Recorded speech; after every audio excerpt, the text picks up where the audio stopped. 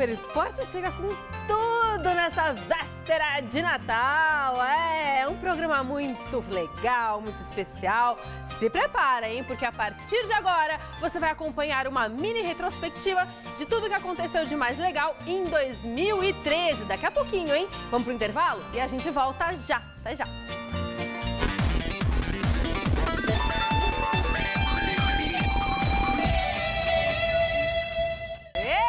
Super Esporte natalino de volta.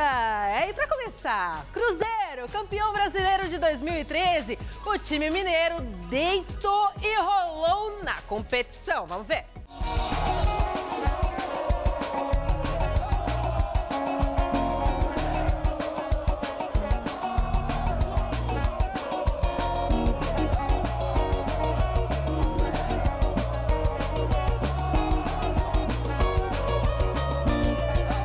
O ano de 2013 para o Cruzeiro terminou de forma irrepreensível, isso ninguém questiona. E ele só não começou da mesma forma porque no meio do caminho existia um Atlético Mineiro que venceu o campeonato estadual em cima da Raposa de forma contundente. No entanto, já nesta competição, a equipe de Marcelo Oliveira mostrava um poder de fogo muito grande. Tanto é que só perdeu a invencibilidade no primeiro jogo da final para o Galo. E parece que a perda do título para o maior rival mexeu com o brio dos jogadores. Uma semana depois, começava o Campeonato Brasileiro e, de cara, o Cruzeiro mostrou que não estava para brincadeira. O 5-0 diante do Goiás, sem a menor piedade, mostrou que o time viria com sede em busca do tri. A campanha cruzeirense foi extremamente regular. Sem muitos altos e baixos, o time teve como pior posição durante todo o campeonato um 7º lugar, ainda na terceira rodada, quando perdeu para o Botafogo por 2-1. E o que dizer do aproveitamento da equipe? Jogando em casa foram 14 vitórias, 3 empates e apenas 2 derrotas para o São Paulo na 27ª rodada e para o Bahia na penúltima. Foram 78% de aproveitamento. E fora de casa, os números do Cruzeiro também são regulares. 9 vitórias, 4 empates e 6 derrotas. 54% de aproveitamento. No decorrer desta campanha incrível, alguns momentos foram fundamentais para a Raposa, como a vitória em cima do Corinthians, ainda na 4ª rodada. Com esse resultado, o time entrou no G4, bloco da tabela, que permaneceu até o final. Outro momento marcante, na 9ª rodada, foi a goleada por 4-1 sobre o até então todo-poderoso Atlético Mineiro, que vem atropelando adversários na Copa Libertadores da América. Essa partida marcou a estreia do atacante William, vindo do Metalist, envolvido numa troca com o meia Diego Souza. O William, que seria fundamental para a conquista do título. No final do mês de agosto, o Cruzeiro teve uma semana emblemática. Na 16ª rodada, a vitória por 2-0 contra a Ponte Preta colocou a equipe na liderança do Brasileirão, posição mantida até o final. 4 dias depois, o Cruzeiro perdeu para o Flamengo nas quartas de final da Copa do Brasil e a desclassificação dolorida serviu para o time se focar ainda mais no Brasileirão. Para ter uma ideia, da 15ª à 26ª rodada, o time mineiro somou 11 vitórias e 1 empate em 12 jogos.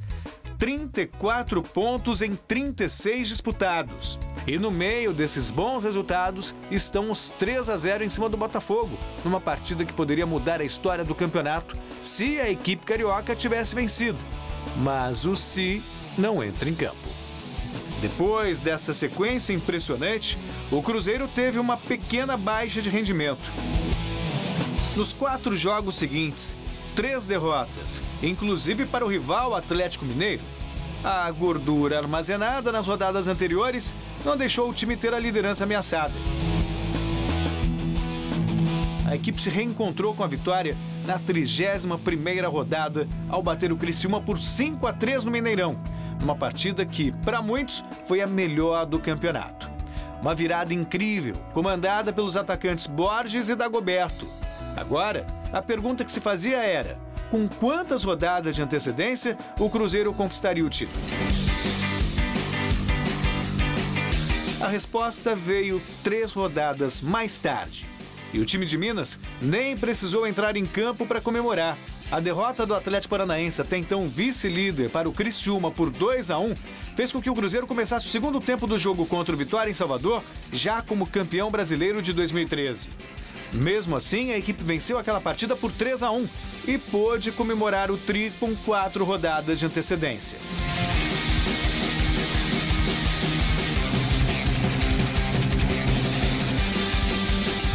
Nas últimas partidas, o Cruzeiro apenas cumpriu tabela.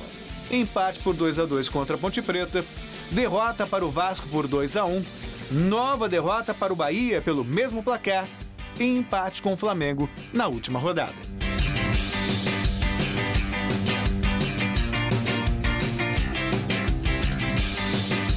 Talvez em 2013 o nível técnico do Brasileirão possa ser questionado.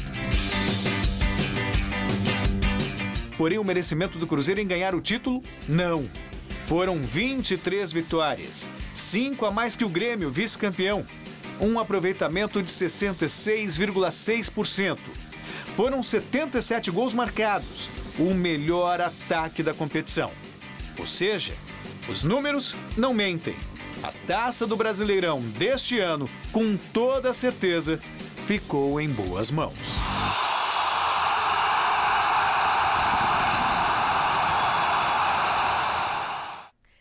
Já na Série B, o torcedor palmeirense sabia que o ano seria de muita luta. Mas o Verdão jogou bem, jogou bola, garantiu o título e retornou à Série A do Campeonato Brasileiro.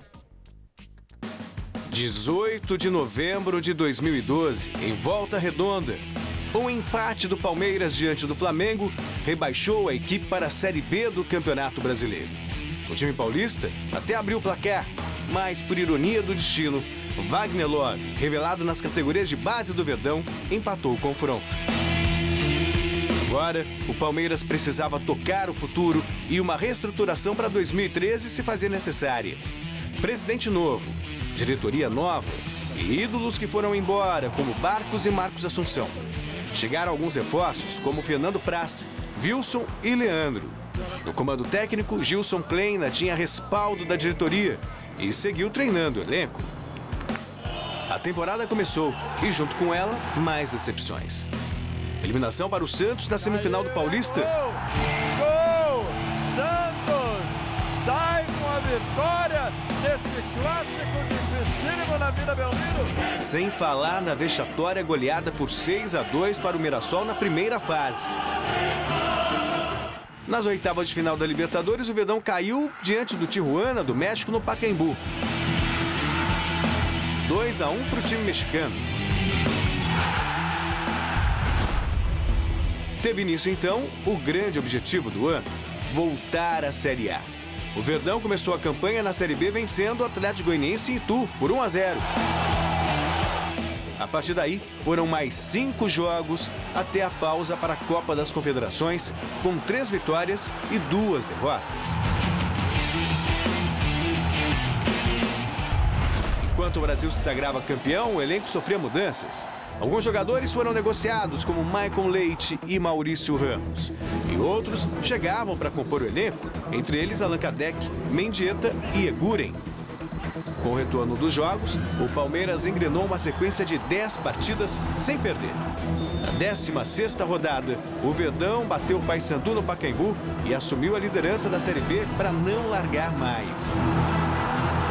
Porém, no meio do caminho, a eliminação para o Atlético Paranaense nas oitavas de final da Copa do Brasil freou o sonho do bicampeonato do torneio, que garantiria uma vaga na Libertadores para o ano do centenário. 3-0 no Paraná. Dali em diante foram mais 8 vitórias, 4 empates e 2 derrotas na segundona. Com destaque para a mini temporada feita pelo clube em Londrina, no Paraná, onde venceu o Figueirense por 4-0 e Guaratinguetá por 1-0. Até que o dia da confirmação do iminente acesso chegou. 26 de outubro, Pacaembu lotado de torcedores ansiosos para ver o retorno do time à elite e o lançamento do novo uniforme amarelo. Em campo, um jogo apático e placar final de 0-0. o suficiente para garantir o alviverde imponente de volta à primeira divisão.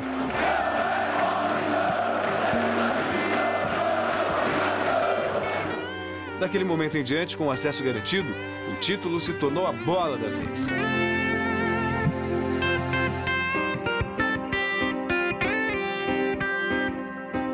Faltando 3 rodadas para o fim do torneio, o Verdão tinha a chance de ser campeão na partida contra o Boa Esporte no Pacaembu. Após um jogo impecável, o time da capital paulista confirmou o favoritismo, venceu por 3-0 e se sagrou bicampeão da Série B.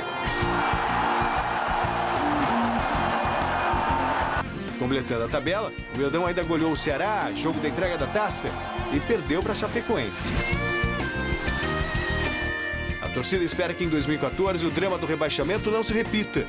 Para o ano do centenário, o Palmeiras terá a inauguração da nova arena, o Allianz Parque, e dentro dele, todos esperam ver um time competitivo, que honre a camisa de um dos maiores clubes do Brasil.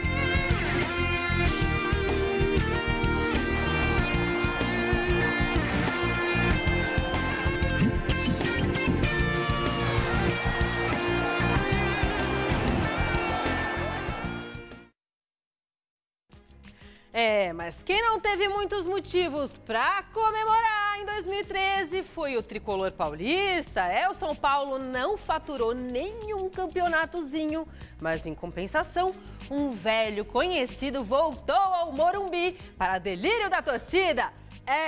Muricy! Vai lá!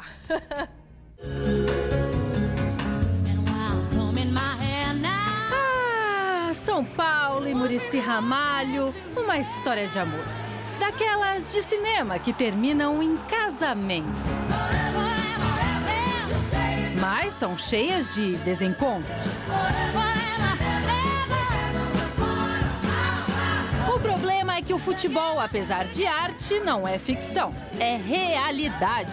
E no dia 19 de junho de 2009, uma sexta-feira, quis o destino colocar um ponto final, ou melhor, uma vírgula naquela história.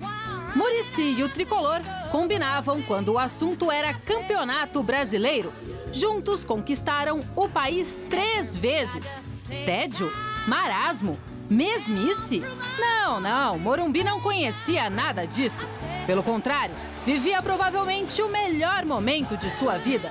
Festa em 2006, 2007, 2008, mas o ponto fraco da relação tinha um nome: Libertadores da América. Em 4 tentativas seguidas, Muricy não deu ao São Paulo o seu presente preferido. A relação não resistiu às eliminações e a última contra o Cruzeiro foi a gota d'água. Crise no relacionamento, com direito a ceninha de ciúmes. Os técnicos hoje realmente não se respeitam, ligam, por exemplo, para o Juvenal, né? Liga para o Juvenal, o Cuca liga para o Juvenal para ver como é que ele está. O Cuca liga para o Juvenal para saber se ele precisa ir embora do Flamengo ou não. É uns absurdos que... O Cuca vem aí? Não, o problema é que o cara liga a gente está numa situação difícil, aí ele liga lá do Rio, perguntando para o seu Juvenal a opinião se ele pedir a demissão ou não do Flamengo. É demais, né, cara? Então é um absurdo isso aí, né? Mas tudo bem, tá tudo dentro do normal. O São Paulo estava descontente, queria algo novo e a fila andou. Chegou-se a um momento de exaustão e que havia necessidade de uma substituição. Foram necessários 4 anos de separação e de muita seca para que o tricolor percebesse que era Muricy que o completava. Neste período, 7 treinadores passaram pelo São Paulo e nenhum acalmou o coraçãozinho tricolor.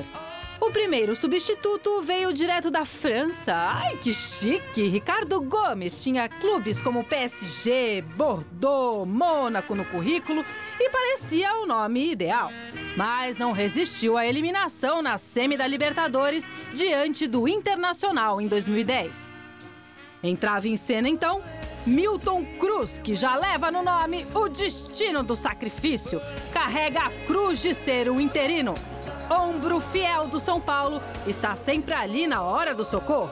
Segurou as pontas por 3 dias até que a cúpula São Paulina tivesse a brilhante ideia de efetivar Sérgio Baresi, técnico do time sub-20. Esse não conseguiu nem sentir o gostinho de subir ao profissional. O São Paulo, então, teria uma recaidinha por Paulo César Carpegiani, que em 99 mostrou-se um bom partido ao levar o clube às semifinais do Paulista e do Brasileirão. Na segunda passagem, em 2011, foi eliminado pelo Santos no estadual. 9 dias de Milton Cruz até que Adilson Batista foi escolhido como quarto pretendente. Mesmo com a má fama após fracassar no Corinthians e no Santos, ganhou o voto de confiança do presidente Juvenal Juvencio e se dava bem com os jogadores até. Sem resultados, foi demitido no vestiário depois de perder por 3-0 do Atlético Goianiense. Por 8 dias, Milton Cruz fez de tudo para curar a ferida aberta, mas o São Paulo já flertava com outro. Emerson Leão, pulso firme, chegou para dar um sacode naquele grupo. No início, o relacionamento com o clube tinha prazo de validade de 2 meses. Juvenal, então, decidiu estender o contrato para 2012 e reformulou o elenco. Mais uma tentativa fracassada. Eliminações para o Santos no Paulista e diante do Coritiba na Copa do Brasil. O sexto da fila começou bem. Seu nome? Ney Franco. Conseguiu o feito de levar o São Paulo de volta à Libertadores em 2013 e faturou a Copa Sul-Americana de 2012, o primeiro título tricolor desde o Brasileiro de 2008. Não demoraria muito para o São Paulino perceber que havia se iludido com aquele jeitinho mineiro de ser, quietinho na dele. A relação desandou quando o time foi eliminado nas oitavas de final da Libertadores pelo Galo e viu o Corinthians fazer festa mais uma vez no Morumbi na semifinal do Paulistão. Mesmo com Ney Franco ainda no comando, o torcedor não escondia o seu verdadeiro amor.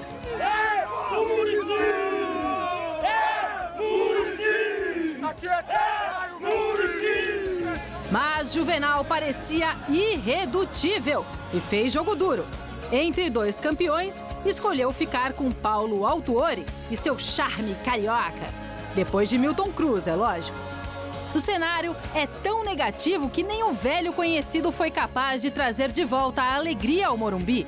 Fez de tudo. Viajou com o São Paulo para a Europa e o presenteou com uma taça Eusébio. Em 13 jogos do Brasileiro, venceu 2, empatou 4 e perdeu 7. A diretoria ouviu o tum-tum-tum do seu coração e pediu para Muricy voltar para casa. Se ele vai conseguir resgatar o orgulho tricolor, não duvide. No futebol e no amor, tudo é possível.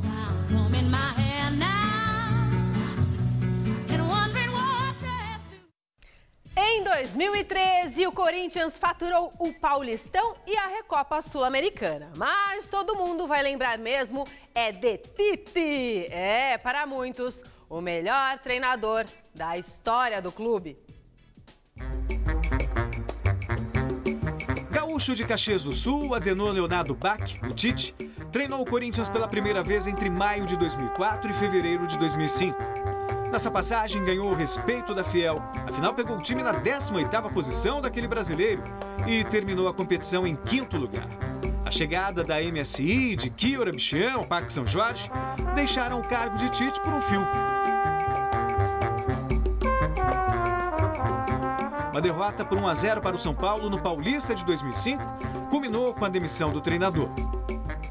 Nas rodadas finais do Brasileirão de 2010, Tite voltou a comandar o timão e logo na chegada deu indícios de como seria esse novo Corinthians. E a ideia do Tite é ter um futebol equilibrado, eu tenho isso como uma ideia.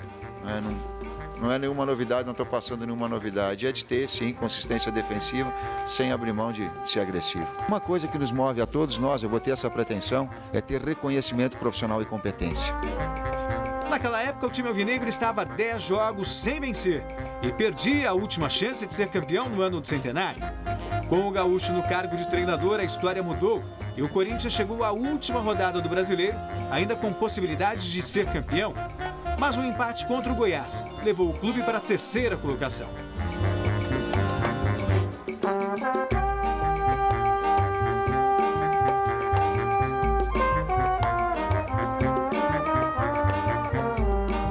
ano seguinte, o time alvinegro disputou a pré-Libertadores com o Tolima. Um empate por 0-0 no Pacaembu e uma derrota por 2-0 em Ibagué revoltaram a torcida, que pediu a demissão do treinador.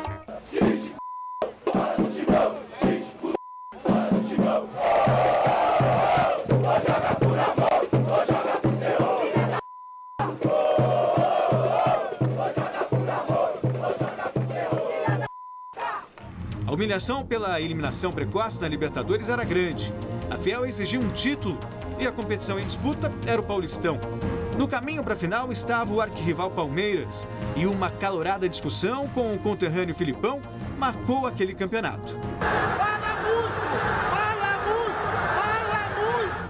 muito! O Corinthians chegou à decisão depois de vencer o Palmeiras nos pênaltis, mas esbarrou no Santos de Neymar e companhia.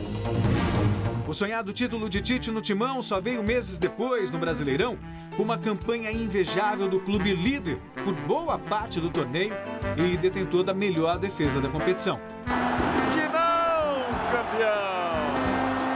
Caneco é do Corinthians, o melhor ao longo de toda a competição.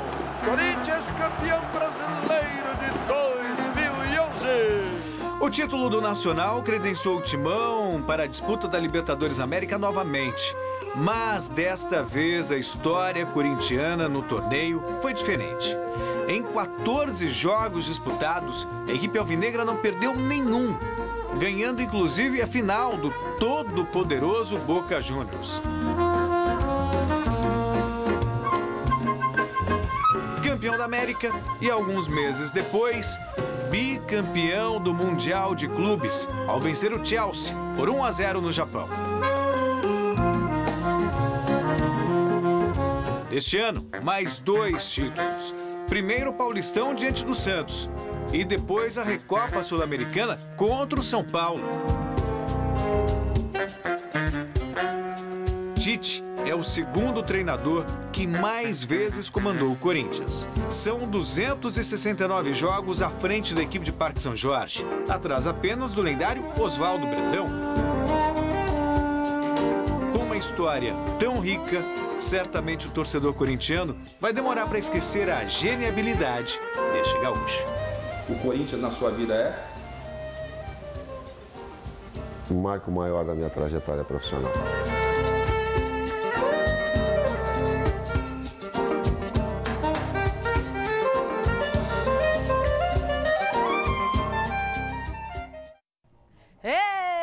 O Super Esporte de hoje fica por aqui. Feliz Natal a todos vocês e até amanhã.